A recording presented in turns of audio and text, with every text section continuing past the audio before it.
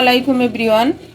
আজকে আমি সকালের একটা নাস্তা রেডি করব, সেটা হলো কিমা পরোটা, চিকেন কিমা পরোটা।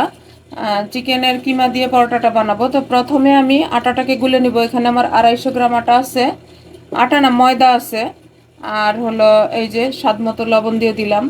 আর এটা আমি যাতে ওই যে অনেকে ডিম দিয়ে বা বেকিং সোডা বেকিং পাউডার অনেক কিছু দেয় যাতে নরম হয়, তো সেটা না, আমি দেখাবো কিভাবে নরম করে পরোটাটা বানানো যায়। সেটার জন্য আমি দুধ দিয়ে গুলবো।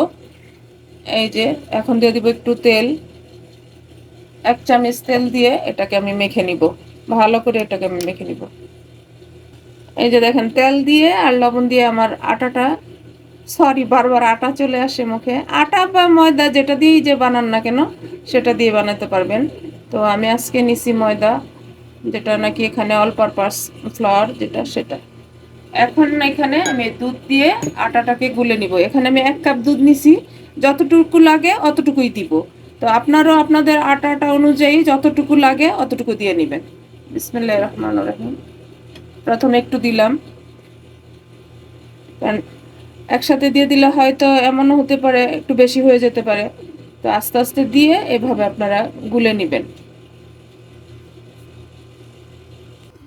এই যে দেখেন, ময়ানটা করা হয়ে গেল আমার কিমা পরোটার জন্য, একটু সফট। এই যে দেখেন, আমি আমার দুধটা পুরাই লাগছে, ওই 1 কাপ দুধ পুরা লাগছে। এই যে এখন এটাকে আমি 10 মিনিটের জন্য রেস্টে রাখবো। এদিকে এটা রেস্টে থাকুক, ওইদিকে আমি চুলায় কিমাটা বানাই নিব। তো আসেন দেখি কিভাবে কিমাটা বানানো হয়। এই যে আমি চুলায় চলে আসলাম। এখন কিমাটা বানাতে কি কি লাগবে সেটাও আপনাদের সাথে একটু শেয়ার করে নেই, মানে দেখে নেন। এই যে এখানে আমি কিমাটা অলরেডি বানায় রাখছি। চিকেনের যে বুকের মাংসটা, এখানে আমার 150 গ্রাম বুকের মাংস আছে, সেটা আমি ইয়েতে ব্লেন্ডারে কিমা করে নিচ্ছি। আর এটা রান্না করতে লাগবে হলো, এই যে আমার এখানে বড় সাইজের একটা পেঁয়াজ একদম চিকন করে কেটে নিছি। তারপরে লাগবে হলো এই যে 1 চামচ আদা রসুনের পেস্ট, 1/2 চামচ হলো ধনে গুঁড়া, 1/2 চামচ জিরা গুঁড়া, 1/2 চামচ হলো মরিচের গুঁড়া, 1/2 চামচ হলুদের গুঁড়া, আর 4টা কাঁচামরিচকে এভাবে কুচি করে কাটছি। এখানে আমি আপনার গরম মশলা দিব না, কারণ পরোটা তো তাহলে স্ট্রং হয়ে যাবে ফ্লেভারটা, তার জন্য আমি গরম মশলাটা দিব না। আর এই যে স্বাদ মতো লবণ, আর তেলও দিব একদম সামান্য, একটু 2 চামচের মতো তেল দিব, কারণ তেল বেশি হলেও পরোটাটা বানানো যাবে না। তো আপনারা দেখতে থাকেন আমি কিভাবে করি। আমি যে অলরেডি চুলাতে আমি ফ্রাই প্যানটা বসাই দিছি আর চুলাটাও জ্বালাই দিছি। তো এখন আমি রান্নাটা শুরু করি। বিসমিল্লাহির রহমানির রহিম। এই যে 1 চামচ তেল দিব আমি, বাস, সামান্য। এখন দিয়ে দিব হলো পেঁয়াজটা।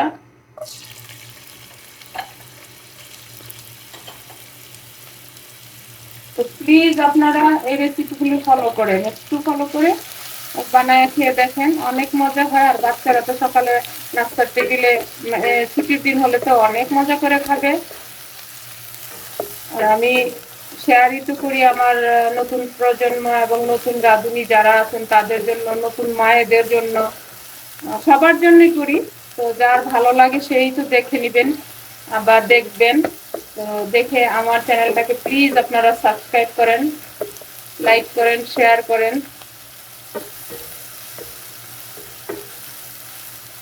এখন এখানে দিয়ে দিব আমি লবণটা, তাহলে এইটা পেঁয়াজটা তাড়াতাড়ি নরম হয়ে যাবে। আর আমি এই কিমাটা রান্না করতে আমি কিন্তু কোনো পানি দিব না।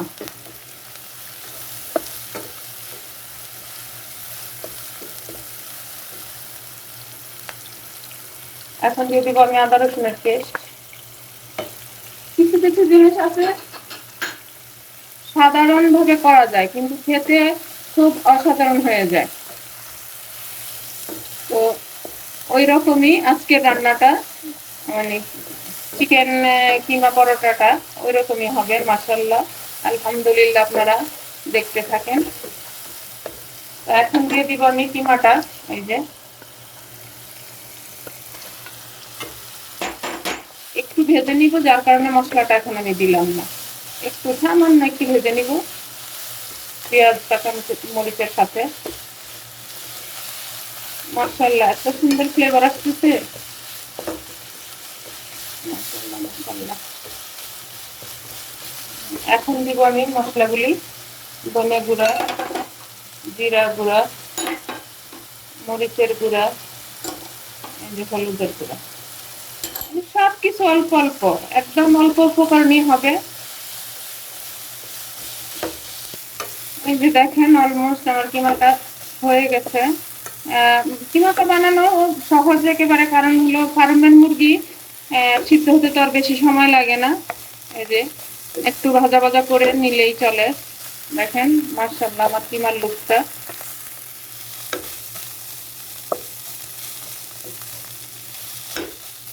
এই যে দেখেন আমার কিমাটা হয়ে গেল। আর আমি কিমাটা রান্না করতে কিন্তু আমার চুলার আঁচটা মিডিয়াম ফ্লেমে রাখছি। মিডিয়াম ফ্লেমে রেখে আমি কিমাটাকে রান্না করে নিলাম। তো আপনারা এখন দেখতে থাকেন আমি কিভাবে পরোটাটা বানাই। এই যে আমি কিমাটা বানাই নিয়ে আসলাম, আর এখন আমি আমার ময়দার ডোটা দেখে নিব। মাশাআল্লাহ একদম পারফেক্ট হয়ে গেছে। এখন এটাকে আরেকটু মথে নিব আমি, মথে তারপরে লিচিগুলি কেটে নিব প্রথমে। এই যে দেখেন আমি এইভাবে লিচিগুলি কেটে নিলাম, একটু বড় করলাম কারণ কিমা পরোটা তো একটু মোটা হবে, যার কারণে। এই যে আমার 250 গ্রামে 7টা রুটি, মানে 7টা পরোটা হবে। এই যে এভাবে আমি লিচিগুলি কেটে নিলাম। তো আপনারা দেখতে থাকেন আমি কিভাবে বানাই। এই যে এখন আমি পরোটাগুলি বানাই নিব একটা একটা করে। এই যে দেখেন বিসমিল্লাহির রহমানির রহিম। আমার ইয়ের আটার ডোটা কিন্তু একদম সফট হয়েছে। এই যে প্লিজ আপনারা আমার রেসিপিটা ফলো করে একবার হলো বানান, বানায় দেখবেন ইনশাল্লাহ নিরাশ হবেন না।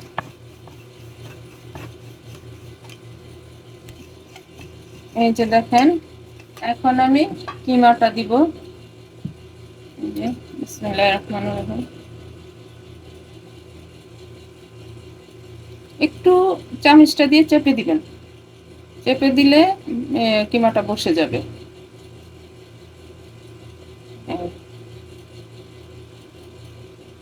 চাইলে আরো বড় করতে পারেন, তো আরো বড় করলে আবার একজন একটা খেতে পারবে না। এই যে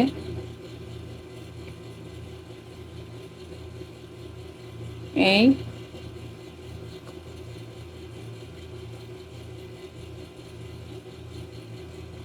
এই এখন এটাকে একটু আমি রেখে দিব, কারণ এখন যদি বেলি তো ফেটে যাওয়ার চান্স থাকবে। এই যে এখন এইভাবে একটু রেখে দিব, পরে আবার আমি এটাকে বেলে নিব। আরেকটা এইভাবে আপনাদেরকে দেখাই।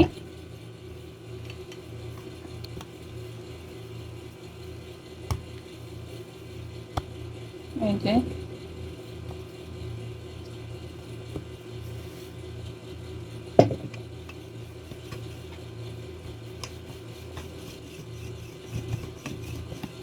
যে আমি আরেকটা রুটি বেলে নিতেছি, মানে পরোটা।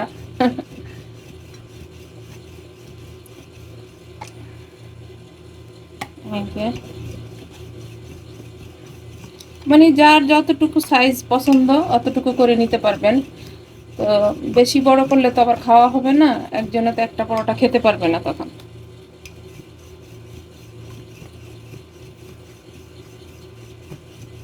এই যে হয়ে গেল। এখন আবার আমি কিমাটা দিয়ে দিব সেই সেম প্রসেসেই। এই যে একদম সহজ, কিন্তু কিন্তু মানে পরোটা রুটি নাস্তাতে তো দিতেই হয় আমাদেরকে। তো এক এক দিন যদি এক এক রকম একটু নতুনত্ব ভাব নিয়ে দিতে পারি, তাহলে সবাই খেয়ে খুশি হয়ে যাবে।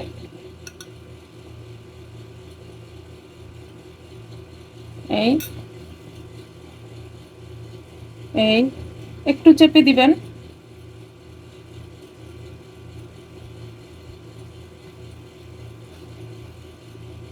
এই যে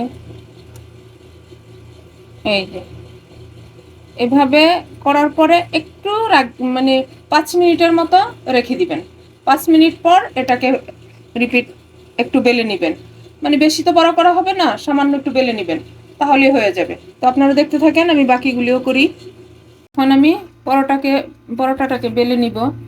আর বেলবেন একদম আলতো হাতে, চাপ দিবেন না, হালকার উপরে বেলে নেবেন, যেহেতু ভিতরে কিমা আছে। এই যে মাশাআল্লাহ অনেক সুন্দরভাবে বেলা হইতেছে। এই যে একদম ইজি, এই যে অনেক সুন্দরভাবে বেলা হইতেছে। তো প্লিজ আপনারা আমার রেসিপিটা ফলো করে এভাবে করেন। এই যে, আর কিমা পরোটা কিন্তু একটু মোটা হয়, যেহেতু ভিতরে কিমা আছে। এই যে, আর আমি বেশি বড় করব না। এই যে হয়ে গেল আমার একটা কিমা পরোটা বানানো। এই যে রেখে দিলাম। এই যে আমার পরোটাগুলি বেলে আমি এখানে নিয়ে আসছি, চুলায় চলে আসছি। এখন এই যে তাওয়াটাও বসাই দিছি, অলরেডি চুলাটাও জ্বালাই দিছি। এখন আমি পরোটাগুলি ভাজা শুরু করব। তো আপনারা দেখতে থাকেন আমি কিভাবে ভাজি। বিসমিল্লাহির রহমানির রহিম। প্রথমটা দিয়ে দিলাম, আর চুলার আঁচটা আছে আমার মিডিয়াম ফ্লেমে।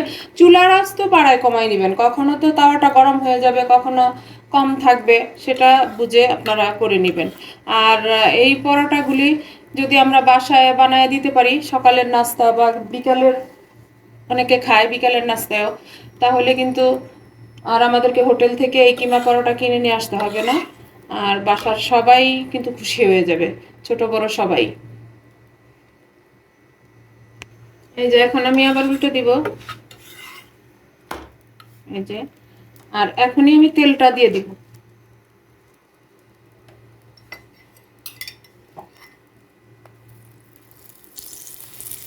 দেখেন মাশাআল্লাহ ফুলে উঠতেছে পরোটাটা আমার।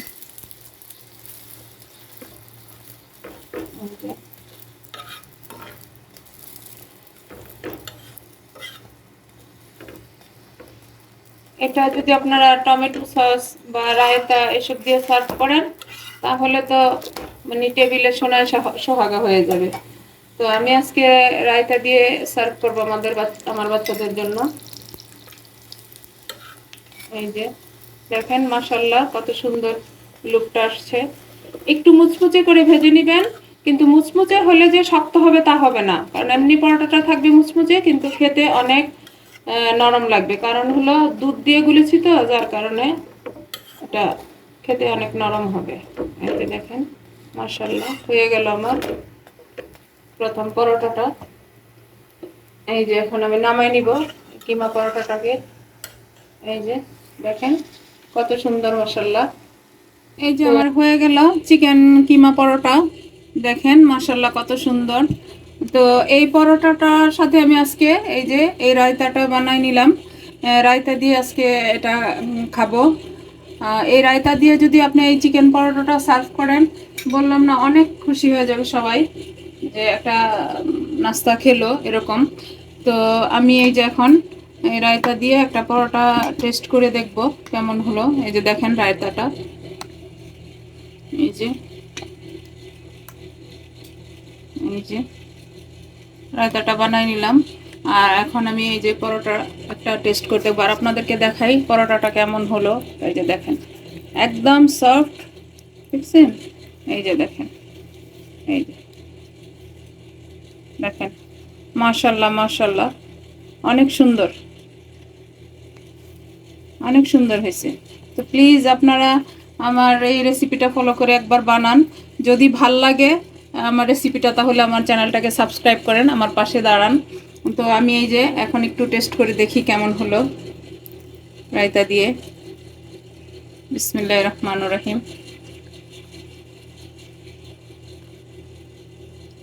মাশাআল্লাহ মাশাআল্লাহ এত মজা হয়েছে, মানে হোটেল ফেল, সোজা কথা একদম সেম হোটেলের মতো হয়েছে, হোটেলের চাইতে বেশি মজা হয়েছে, যার কারণে বললাম হোটেল ফেল। তো প্লিজ আপনারা রেসিপিগুলো ফলো করেন। আর হলো আমার চ্যানেলটাকে আবারও বলি, এটা নিয়ে আপনারা মনে ক্ষুণ্ণ হয়েন না। আমার চ্যানেলটাকে সাবস্ক্রাইব করেন, লাইক করেন, শেয়ার করেন, আমার পাশে থাকেন। তো আমি আজকে আপনাদের কাছ থেকে বিদায় নিলাম। আল্লাহ হাফেজ।